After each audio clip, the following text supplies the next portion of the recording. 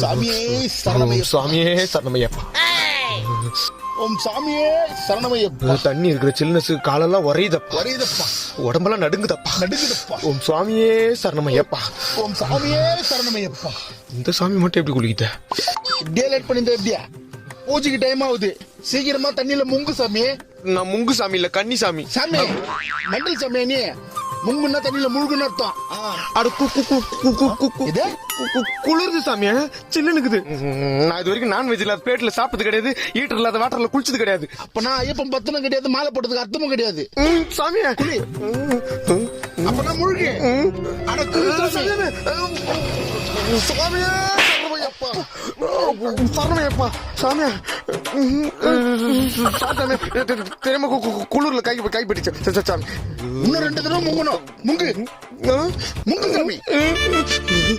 சாமியே முக்கு வச்சிட்டானே.